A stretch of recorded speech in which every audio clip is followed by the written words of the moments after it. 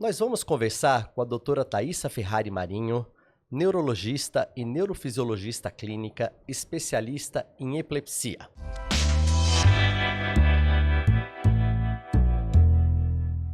Doutora Thaisa, olá. Oi, Luiz Otávio, é com grande alegria que eu venho falar sobre esse assunto, que é a epilepsia, que é um assunto tão prevalente. Muito bem. Thaisa, a gente fala de epilepsia, mas eu queria que você começasse pelo básico, definindo para a gente o que é uma crise epilética e o que é epilepsia. São conceitos que nós sabemos, mas às vezes quando a gente pede para um residente, para um pós-graduando definir para a gente sente que existe uma certa dificuldade. Então, começando do começo, o que é epilepsia e o que é uma crise epilética? Com certeza é a pergunta mais importante, né? Então, vamos começar com crise epilética. Crise epilética é um conjunto de sinais e sintomas transitórios decorrentes de uma descarga epilética anormal e excessiva de uma região cerebral. A crise epilética mais conhecida, mais falada, é a convulsão. É o que todo mundo já sabe que é uma crise epilética. Mas ela não é a única. Existem vários outros tipos de crise epilética que a sintomatologia que o paciente vai apresentar vai depender da região cerebral acometida. E acho que nós podemos falar um pouquinho mais disso mais para frente. Sim, então é importante que o diagnóstico de síndrome epilética ele não depende de nenhum exame complementar, certo? É um diagnóstico clínico. Exatamente. Aí você me perguntou a definição de epilepsia. Então vamos lá. Crise epilética é sinal e sintoma, alguma coisa que o paciente apresenta ou sente por um período de tempo específico decorrente de descarga anormal cerebral. Isso é a crise epilética. Isso é diagnosticado de forma clínica, como você falou. A epilepsia, o diagnóstico de epilepsia, requer a ocorrência de uma crise epilética, de pelo menos uma crise epilética para fecharmos o diagnóstico de epilepsia. Atualmente, a Liga Internacional contra a Epilepsia define epilepsia com 3 critérios. O primeiro deles é apresentar pelo menos 2 crises epiléticas. Então, o paciente teve 2 crises epiléticas no intervalo maior do que 24 horas, esse paciente já pode ser diagnosticado como tendo epilepsia. Mas vale lembrar que essa crise ela precisa ser não provocada. E o que é uma crise não provocada? É uma crise que não tenha um evento agudo causando a crise. Então, por exemplo, se o paciente tem uma hipoglicemia e tem uma crise epilética, essa é uma crise epilética provocada pela hipoglicemia. Mas se não há nenhum evento agudo, uma hipoglicemia, um traumatismo craniano ou outros eventos agudos que causam a crise, a gente chama de crise não provocada.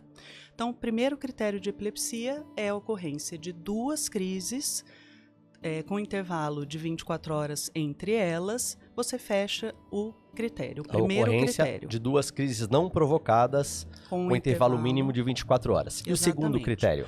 O segundo critério é a ocorrência de uma crise não provocada e uma predisposição, uma chance maior do que a população geral de ter uma outra crise. Tá? E como que a gente sabe que esse paciente, então, tem essa chance maior de apresentar uma crise? Se ele apresentar, por exemplo, uma história familiar positiva para epilepsia, você faz um exame complementar nele, um eletroencefalo, e vem anormalidade epileptiforme nesse eletroencefalo, ou se ele tem uma lesão cerebral, faz um exame de imagem e aparece nesse exame de imagem um tumor cerebral, uma displasia, alguma alteração, alguma lesão que seja relacionada com a ocorrência de crises epiléticas e epilepsia. Então, o segundo critério é apresentar uma crise epilética não provocada e mais algum fator que mostre que ele tem esse risco aumentado, essa chance aumentada de ter uma nova crise. E o terceiro critério? O terceiro critério é a presença de uma síndrome epilética. O que é uma síndrome epilética? É um conjunto de sintomas clínicos e mais sintomas eletroencefalográficos que define uma síndrome epilética, e aí a gente conhece a história dessa síndrome, desse tipo de epilepsia, e é possível a gente saber a frequência das crises, se esse paciente vai precisar ser tratado pelo resto da vida, a gente entende melhor o prognóstico dessa síndrome. Então, é um conjunto não somente da clínica, mas da clínica mais os exames complementares e a evolução da história do paciente, a gente consegue fechar o diagnóstico de uma síndrome epilética. Então, resumindo os 3 critérios, a ocorrência de 2 ou mais crises não provocadas, com intervalo mínimo de 24 horas entre elas, ou uma crise não provocada, mais um risco considerado alto de recorrência dessa crise, ou 3, no momento dessa primeira crise, o diagnóstico definido de uma síndrome epilética. Esse segundo critério eu acho que é muito importante, porque houve um momento na história, quando eu comecei a estudar neurologia era assim, que a gente ouvia que se o paciente teve uma crise, esse paciente não tem epilepsia. E a consequência disso, independente da gente dar um nome ou rotular o que o paciente tem, a consequência disso é que durante muito tempo a gente aprendia, Thaisa, que depois de uma crise não precisa tratar com fármaco anticrise porque a pessoa não tem epilepsia. Esse conceito mudou, não foi? Com certeza. Eu acho que talvez por isso essa nova definição de epilepsia com apenas uma crise e mais essa chance aumentada de crise já fecha o diagnóstico para a epilepsia.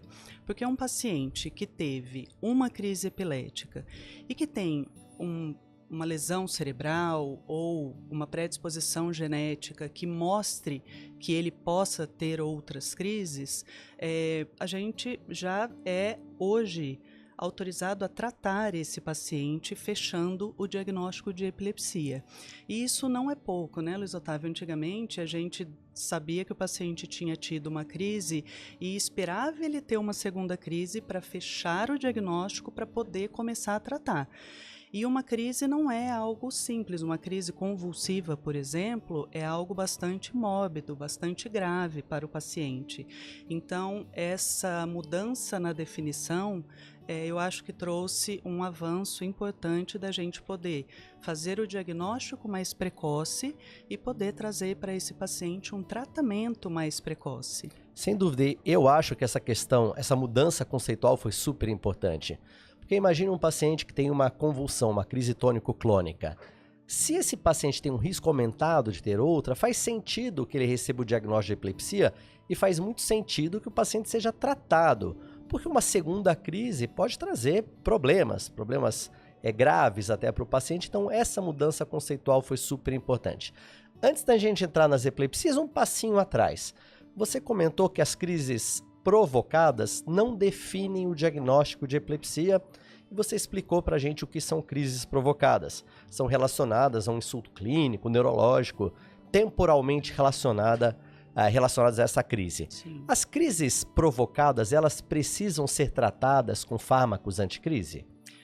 Aí vai depender do fator que está provocando a crise. O exemplo que eu dei, por exemplo, da hipoglicemia, é um fator provocador que você consegue prontamente fazer o diagnóstico e fazer o tratamento. Então, chegou um paciente com hipoglicemia, tendo uma crise epilética. Se você fizer o diagnóstico e dar glicose para esse paciente, rapidamente esse paciente, o fator causador vai ser resolvido e não há necessidade de dar fármaco anticrise para esse paciente. Mas outras causas, por exemplo, alterações metabólicas, uma hiponatremia, causando crise. Neste contexto, o diagnóstico vai demorar um pouco mais para ser feito, porque nós vamos ter que colher o exame desse paciente até sair o resultado, e a hiponatremia, a depender do valor da diminuição do sódio, você não pode corrigir rapidamente. Sim. Isso vai levar um tempo. Então, até que isso seja corrigido, existe a necessidade do tratamento. Depois que corrigido, você pode parar o tratamento com fármaco anticrise. Outros fatores que trazem uma lesão maior do que isso que eu estou dizendo... Por exemplo, um trauma de crânio. Um trauma de crânio. Ou um acidente vascular cerebral hemorrágico. Também. Essas lesões, essas causas, elas vão trazer uma lesão estrutural no cérebro. Então, inicialmente, é necessário o tratamento, e aí, depois que o paciente sair dessa fase aguda, aí já é uma segunda conversa se vai precisar continuar o tratamento ao longo da vida ou não. Mas, inicialmente, esse tipo de lesão que você não consegue resolver rapidamente, é necessário tratamento com medicamento, com fármaco anticrise. Então, entendo que um paciente que teve uma lesão neurológica aguda, como, por exemplo, um trauma de crânio, uma hemorragia intraparenquimatosa, uma meningoencefalite. E quando esse paciente tem uma crise no momento inicial dessa condição, seja um trauma, seja um AVC, seja uma encefalite, isso é uma crise provocada. Sim. Mas esse paciente vai merecer um tratamento com fármaco anticrise, porque entendemos que a condição está lá e o risco existe recorrência, certo? Certo. Por quanto tempo esse tratamento será feito depende de um monte de fatores, incluindo naturalmente a evolução do paciente. Mas dando mais um passinho atrás agora. Se nós sabemos que essas condições estão associadas a um risco do paciente ter crise, qual a conduta frente a um paciente que tem, por exemplo, um trauma de crânio leve, moderado ou grave, ou um acidente vascular cerebral, ou uma infecção do sistema nervoso central e que ainda não teve crise? Ou seja, qual o papel da profilaxia com fármaco anticrise nesse contexto? A profilaxia de crises em paciente com lesão cerebral, aí ela já é um pouco mais complexa. Existem vários estudos feitos para investigar o quão necessário é esse tratamento antes da crise. E aí vai depender também do tipo de lesão que esse paciente tem. Um acidente vascular cerebral isquêmico, por exemplo, a literatura já mostra que não faz diferença você medicar esse paciente para que ele não tenha uma crise. Para você fazer o tratamento profilático não é indicado. Porque o risco de crise é baixo nessa população. Exatamente. Em contrapartida, outros tipos de doenças, outros tipos de lesões, como o AVCH ou o HSA, por exemplo, hemorragia subaracnoide, hemorragia intraparenquimatosa, esse tipo de lesão ele já traz um risco maior do paciente apresentar uma crise após essa lesão. E a crise, neste contexto, pode piorar ainda mais o quadro basal do paciente. Então, neste contexto, apesar de não haver um consenso sobre tratar ou não tratar, as grandes sociedades, eles colocam como você pode optar por tratar ou não. Para tentar evitar com que esses pacientes tenham a crise. Então, a profilaxia ela pode ser feita ou não.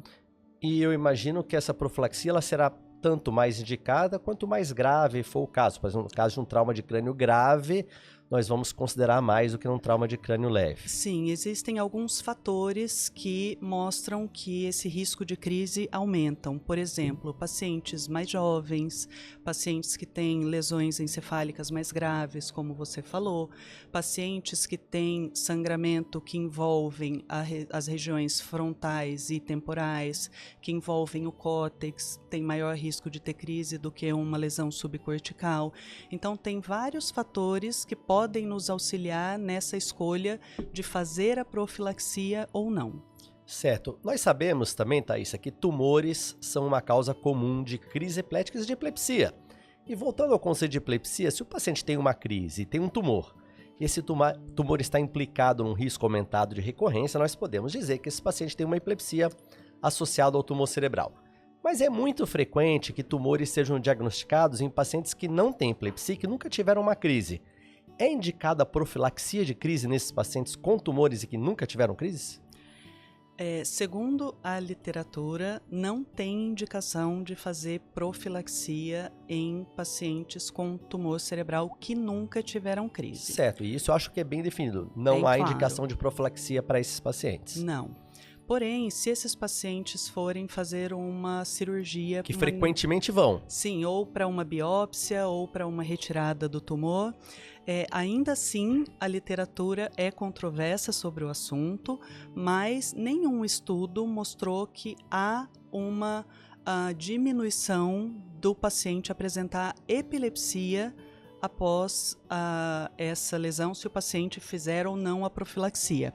Mas a gente vê na prática que, principalmente os neurocirurgiões, mas os neurologistas e intensivistas também fazem isso, eles fazem a profilaxia durante o período que o paciente vai ter a cirurgia. Essa é uma prática muito comum da gente ver. Muito corrente. E claro, se o paciente vai ser operado, por óbvio, ele está aos cuidados de um neurocirurgião. E a prática comum, eu acho que no Brasil, fora do Brasil, na Europa, nos Estados Unidos, é que esses pacientes com tumores que serão operados recebam profilaxia aí por pelo menos uma semana, não é isso? Em até 7 dias do momento da cirurgia. Então, pelo menos isso as pessoas costumam fazer, os cirurgiões ou clínicos, mas não há indicação de manter por mais do que 7 dias se for fazer a profilaxia. Ou seja, um paciente que não teve crise vai fazer a profilaxia no período perioperatório e depois essa profilaxia será descontinuada, claro, caso diferente se o paciente tiver uma crise. Sim. Porque aí não se trata mais de profilaxia, e sim de tratamento. E aí, lógico, o cirurgião, o clínico que vai estar vendo esse paciente vai escolher o melhor fármaco. Pois bem, mas agora vamos falar daquele paciente que tem um diagnóstico de epilepsia. Você nos falou sobre o que é epilepsia, sobre o que são as crises epiléticas. Qual que é a importância na prática da gente reconhecer o tipo de crise e o tipo de epilepsia? Por que é tão importante? Por que a gente investe tanto tempo explicando isso? Por que é tão importante conhecer esses tipos de crise de epilepsia? Como eu falei inicialmente, a crise epilética mais comum e mais conhecida é a convulsão, que em termos médicos a gente chama de crise tônico-clônica. Mas esse não é o único tipo de crise epilética que existem. Existem vários outros tipos de crise epilética e é extremamente importante a gente reconhecer a crise e classificar essa crise, saber que tipo de crise que é, porque isso vai definir o tratamento que a gente vai escolher para esse paciente. A escolha do fármaco. A escolha do fármaco anticrise. Você comentou que o diagnóstico de uma crise epilética, mesmo da epilepsia, ele é clínico e não depende dos exames complementares. Mas em que medida que, por exemplo, o eletroencefalograma pode nos ajudar no diagnóstico do tipo de crise? Porque clinicamente o paciente vai apresentar alguns sinais e sintomas. Em algumas situações fica muito claro o tipo de crise que esse paciente tem. Porém, em outras ocasiões, a sintomatologia clínica do paciente não vai nos mostrar se essa crise é focal ou se ela é generalizada. E o eletroencefalograma pode nos ajudar nesse sentido, a depender do que é encontrado no eletroencefalograma, se há anormalidade epileptiforme, onde está essa anormalidade epileptiforme, isso nos auxilia a definir o tipo de crise que o paciente tem. Então, embora o eletro não seja necessário para o diagnóstico, ele é muito necessário para nos ajudar a entender melhor que tipo de crise que tem e conduzir o tratamento da melhor forma. Isso quer dizer que todo paciente com epilepsia deve fazer um eletroencefalograma? Essa é uma pergunta capciosa, né? Não precisa. Se você tem um paciente, por exemplo, uma criança que tem 5 anos de idade e que vem ao seu consultório apresentando episódios de desligamento, você faz uma hiperpneia nessa criança e ele apresenta o episódio de desligamento na sua frente... Na verdade, uma crise de ausência? Uma crise de ausência típica, você já fechou o diagnóstico e não há necessidade, você não precisa do eletro para começar a tratar essa criança. Mas é importante você fazer o eletro, pelo menos se não em todos, mas na maioria dos pacientes, para confirmar o diagnóstico que você está vendo, para auxiliar no tratamento desse paciente, se ele tem uma descarga epileptiforme no eletro, por exemplo, isso mostra que ele tem um risco aumentado de continuar tendo crises. Então, o eletro, além de te ajudar na classificação e na definição do tipo de crise, ele te ajuda também no manejo do tratamento desses pacientes. E o mesmo vale para a neuroimagem, porque a neuroimagem é um pouco mais complicada no sentido que você tem a tomografia, que tem radiação ionizante e que a gente deve evitar, principalmente em crianças, e a ressonância, que em adultos é até fácil de fazer, mas uma ressonância magnética em crianças, por exemplo, na maioria das vezes em crianças pequenas, vai requerer uma anestesia. É obrigatório o exame de neuroimagem em pacientes adultos e crianças com epilepsia? A neuroimagem é obrigatório na maior parte dos pacientes, eu diria que quase todos os pacientes. Existe um nicho de pacientes que você pode aguardar um pouco para fazer o exame, que também são em crianças com epilepsias autolimitadas da infância. Nesse grupo, se a história clínica, se a evolução está muito característica, você é autorizado a não fazer a imagem inicialmente.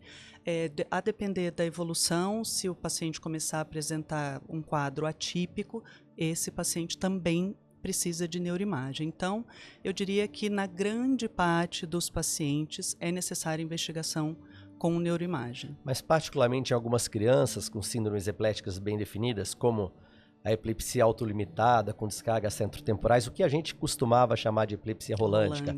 Ou na epilepsia ausente da infância, nós podemos prescindir da imagem. Eu acho que essa mensagem é importante porque, principalmente para o neuropediatra, para entender que nem sempre o exame de imagem será obrigatório. Mas para classificar síndrome, seja a epilepsia autolimitada com descargas centrotemporais, veja, essa síndrome já carrega no seu nome o achado do eletroencefalograma, é uma epilepsia autolimitada com descargas centrotemporais. Esse diagnóstico, por óbvio, é eletroencefalográfico. Não é isso?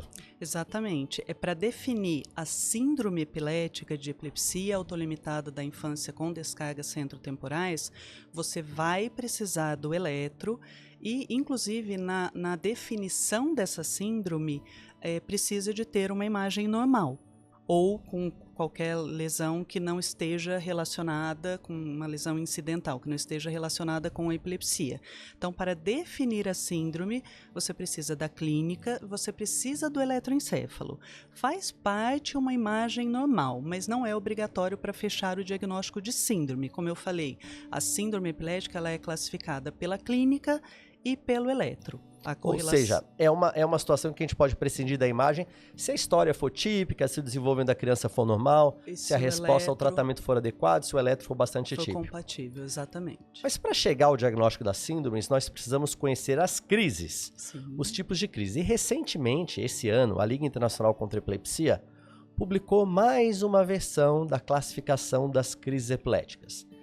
Então, a primeira pergunta, antes da gente falar desta classificação mais recente, muitos colegas, inclusive que não fazem epilepsia, perguntam qual a necessidade de, com tanta frequência, haver uma mudança na classificação das crises epiléticas.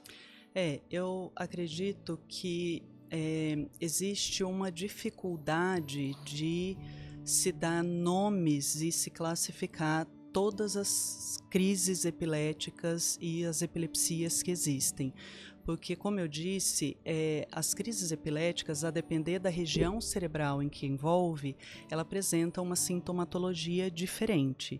E não é simples você colocar um nome e classificar cada uma dessas crises. Então, desde 1981, quando a Liga Internacional contra a Epilepsia publicou a primeira classificação das crises epiléticas, houve uma dicotomização de crises em crises parciais e crises generalizadas, né? E as crises parciais eram divididas em crises parciais simples, quando não havia o comprometimento da consciência, e crises parciais complexas, quando havia o comprometimento da consciência.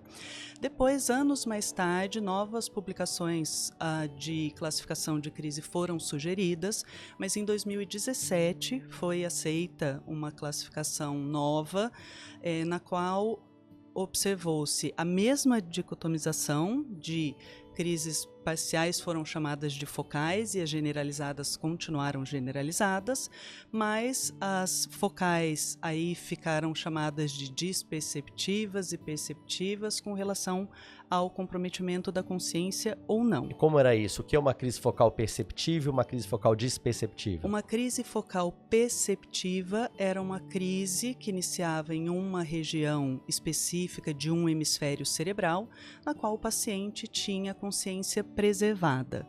E a disperceptiva era a mesma coisa, com início em uma região cerebral específica unilateral, na qual o paciente tinha comprometimento, ele não percebia que a crise estava acontecendo, ele não estava responsivo durante a crise. E do outro lado, nós tínhamos as crises generalizadas, ou de início generalizado. Exatamente. E nós estamos falando num passado, era, porque isso mudou agora. Mudou agora no ano de 2025. Então, como é a nova classificação? Eu entendo que existe uma versão mais resumida, e eu acho muito importante isso, porque a gente tem que entender que na maior parte dos serviços, dos lugares que atendem pacientes com epilepsia, a gente não vai ter um epileptologista dedicado ao atendimento desses pacientes. Então, é necessário haver uma classificação que seja aplicável em todos os contextos, em todos os cenários clínicos. Então, como ficou essa versão resumida e a versão um pouco mais estendida? Na versão atual, houve uma mudança novamente na nomenclatura. O que era focal persiste focal, mas o que era perceptiva agora ficou sem comprometimento da consciência. E o que era disperceptiva atualmente está com comprometimento da consciência. Eu acho que acabou ficando dessa forma um pouco mais fácil para o não especialista conseguir definir de acordo com o que o paciente fala para ele. E nessa nova classificação, houve, como você disse, uma versão mais curta, mais resumida e uma mais estendida. A versão mais curta, então, primeiro há essa classificação se o paciente tem uma crise focal, com comprometimento ou sem comprometimento da consciência, ou se o paciente tem uma crise generalizada, ou se você não consegue classificar entre uma ou outra. Na versão mais completa, aí há os descritores da crise, e aí nesta parte você vai descrevendo exatamente da forma cronológica como que esse paciente tem a crise, como essa crise evolui, e de acordo com essa cronologia, com essa descrição, esses descritores podem nos ajudar a definir a região cerebral que está sendo acometida. E no fim, ajudar também a definir qual é a síndrome epilética que a gente está tratando. Exatamente. É interessante, Thaisa, que se a gente for olhar para trás nessa história, lá em 81, a crise parcial simples, depois em 17 ela virou focal, de início focal perceptiva, a parcial complexa virou a crise de início focal disperceptiva, e o que era parcial simples virou início focal perceptiva e virou agora focal sem perda de consciência. E aquela que era parcial complexa, depois virou início focal disperceptiva e agora acaba de se tornar focal com comprometimento da consciência. É tudo a mesma coisa, são as mesmas crises às quais nós estamos dando nomes diferentes. Mas sempre chama atenção que a grande distinção, a mais importante, é entre as crises focais ou de início focal e as crises generalizadas ou de início generalizado. Por que essa dicotomia é tão importante? Essa eu acho que é a mais importante na classificação das crises, porque além de você definir o tipo de epilepsia que esse paciente tem e nos ajudar a definir o tipo de síndrome epilética, se ele apresentar a síndrome epilética, a gente também vai definir o tratamento que a gente vai dar para esse paciente, porque o tratamento inicial dado para um paciente com epilepsia hoje é o uso de medicamentos, o uso de fármacos anticrise. E esses fármacos, eles diferem de acordo com o tipo de crise epilética que esse paciente tem. Porque eles têm mecanismos de ação diferentes. Diferentes, exatamente. E alguns fármacos servem somente para crises epiléticas focais e podem até piorar crises epiléticas generalizadas. Outros fármacos são específicos para um tipo de crise específica, então é extremamente importante fazer esse diagnóstico de forma precisa para escolher adequadamente o medicamento que vamos dar para o paciente. Muito importante. Então nós temos um primeiro nível de diagnóstico que é o paciente tem epilepsia, ou seja, a confirmação do diagnóstico de epilepsia. Como você comentou, quando são crises provocadas, por exemplo, não há o diagnóstico de epilepsia e haverá uma discussão, que pode ser hoje, pode ser daqui a 7 dias ou daqui a 6 meses, se esse paciente deverá ser tratado. Então, esse primeiro nível de diagnóstico, se o paciente tem epilepsia ou não. O segundo nível de diagnóstico, qual é o tipo de crise ou os tipos de crise que afetam esse paciente? Crises focais ou crises generalizadas? Ou em alguns pacientes, as duas coisas. E o terceiro nível, então, seria a definição da síndrome epilética. Qual a importância, então, da gente reconhecer a síndrome epilética?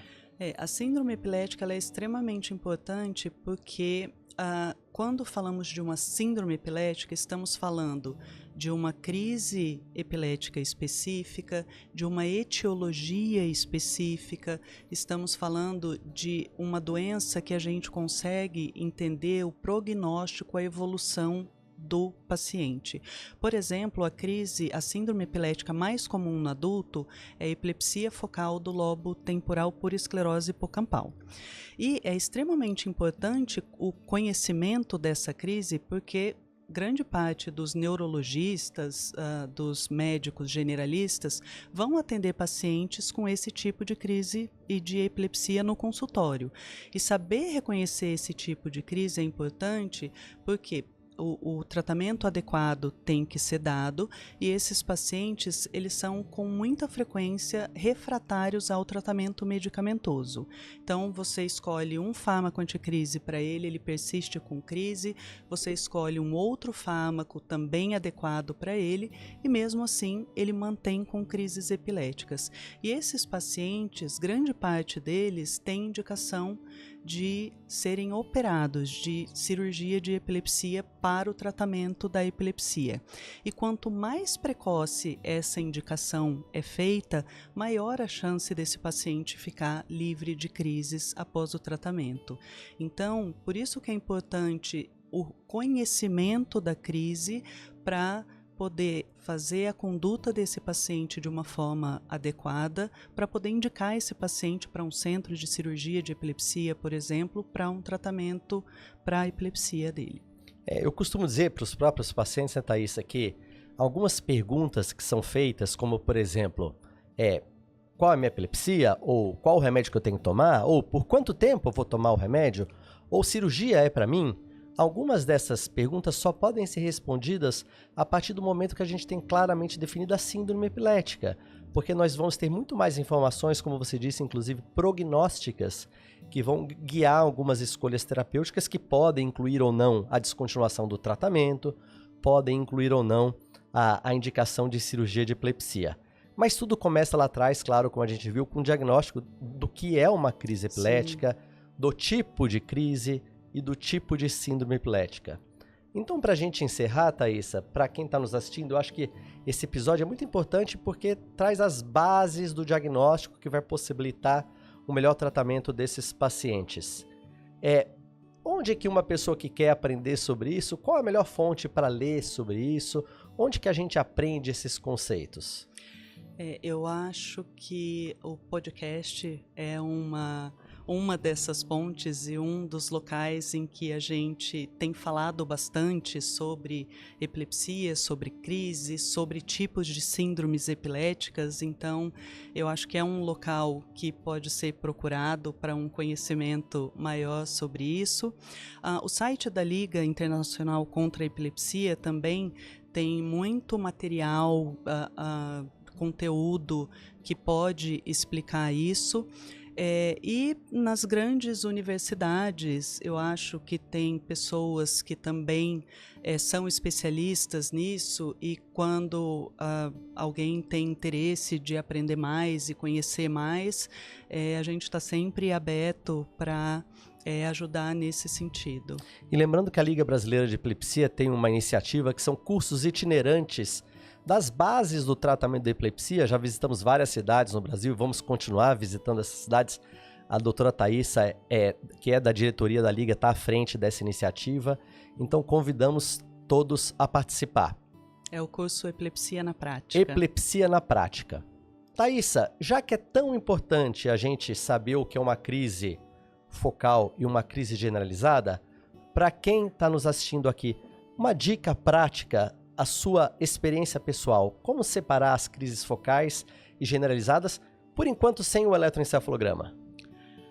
Bom, pergunta super importante, Luiz Otávio. Eu acho que uma das coisas que ajuda bastante a diferenciar crise focal e crise generalizada é a história que o paciente conta sobre o início da crise. Por exemplo, se ele percebe que ele vai apresentar a crise, se ele tem algum sintoma que pode ser uma taquicardia, pode ser uma sensação, uma parestesia, uma dor localizada, e se ele tem uma aura, que antigamente a gente chamava de aura, ou atualmente é a crise perceptiva, sem comprometimento da consciência. Então, vamos lá. A crise focal perceptiva, que agora, desde 2025, chamamos de crise focal sem comprometimento da consciência. Se ele tem isso precedendo a crise, isso sugere muito uma crise focal.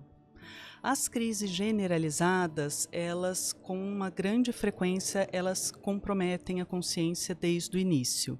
Então, esse é um fator que pode nos ajudar a diferenciar entre a crise focal e a generalizada.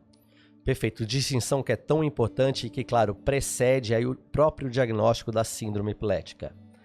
Thaísa, muito obrigado por participar desse episódio do podcast da Liga Brasileira de Epilepsia e trazer esses conceitos que são tão importantes, conceitos sem os quais a gente não consegue nem começar a falar de epilepsia. Então, muito obrigado pela sua participação. Eu que agradeço mais uma vez a oportunidade. Assistam o episódio, compartilhem com seus amigos, com seus colegas. Esse podcast traz informações muito básicas e muito importantes para a gente melhorar o cuidado às pessoas com epilepsia. Sigam nossas redes sociais, as redes da Liga Brasileira de Epilepsia. Compartilhem, curtam os episódios, porque assim nós vamos ajudar muito mais colegas que tratam desses pacientes e, claro, ajudar muito mais esses pacientes. Muito obrigado e até o próximo episódio do podcast da Liga Brasileira de Epilepsia.